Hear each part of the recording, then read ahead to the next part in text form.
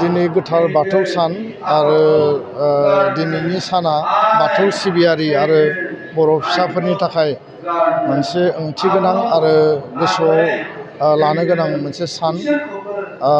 आं गोथार बाथौ साननि गिबियावनो गासै बाथौ सिबियारि आरो बर' रायजो राजा आसाम आरो भारत बुहुमनि सुबुं माहारिनो अननाय आरो खुलुमनायखौ आं जासिदों।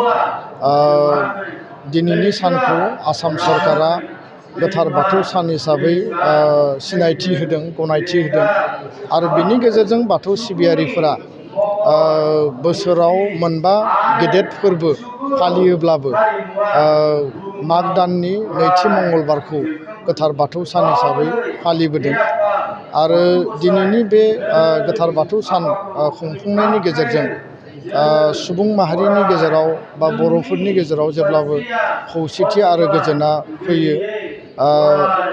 गासैबो रायजो जानाय बर' फिसाफ्रा आलो गोजोनै थांना थानो हायो आरो समाजाव मोनसे गोग्गो गोथार समाज दानो थाखाय बर' माहारिखौ मोनसे सक्तिशालि हारि दानो थाखाय आध्यात्मिक बा धोरोमारि सानथौ सानस्रि आदर्शनि गेजेरजों जेरैबायदि समाजखौ बेंनांगौ, समाजखौ दानांगौ, समाजाव सोलिनाय जायफोर गाज्रि आखल आखु थासारि, जौ जुवानि थासारि, ड्राग्सनि थासारि, उन्दै बैसोआव हाबा जानाय, दायना दायनि फोथायनाय, बेफोरखौ गैया खालामनानै मोनसे गोग्गो गोथार समाज दानाया मोनफ्रोमबो धोरोमनि सानथौ आरो सानस्रि जायो आरो बाथौ धोरोमा माने जारिमिन मोनहासयै समनिफ्राय बा बुहुमा जि समाव सृष्टि जादों बाथौ बोराइनि जि माने थिननायाव मोनसिं सिं बोराया जेरैबायदि माने बे माने बुहुमखौ बिश्वखौ सृष्टि खालामदोंमोन, बै समनिफ्राय दिनैसिम बाथौ धोरोम सिबियारिफोरा बा बे धोरोमनि आध्यात्मिक सिन्थानि गेजेरजों समाज दानायनि हाबाफारिखौ मावबाय थादों।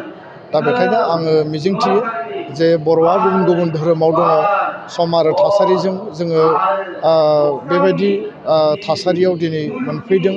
नाथाय गासैबो धोरोमनि सानथौ सानस्रियानो समाज आरो माने सुबुं माहारिनि मोजांनि थाखाय आरो बेखायनो आं सानो जे बाथौ धोरोमनि गेजेरजों बर' माहारिया जिहेथु बे जोंनि गुदि धोरोम आरो बे गुदि धोरोमखौ हमथानानै इयुन जोलैनो फोरोंलांनांगोन। बर' माहारि थांना थानायाव गेदेर बिहोमा होलांनांगोन आरो बुहुमा जेब्लासिम थागोन बाथौ धोरोमाबो थागोन आरो बेजों बर' माहारिया थांना थानायनि मिजिं आरो सिमांखौ जोङो गोसो गोथारै आवगायलांनांगोन होननानै आङो आसा खालामो आरो मिजिंथियो। जोबनायाव बयनिसिमबो आं खेबसेबाव दिनैनि बे गोथार सानजों लोब्बा लाखिनानै आंनि खुलुमनायखौ आङो बावहरफिनबाय। गोजोन्थों। गोजोनथाव खौरां। गोसो गुदुं फरायसा एबा सुबुंफोरनि थाखाय टारगेट कचिं इनस्टिट्यूटआ बेसेन गोसा सुबिदा लानानै फैदों।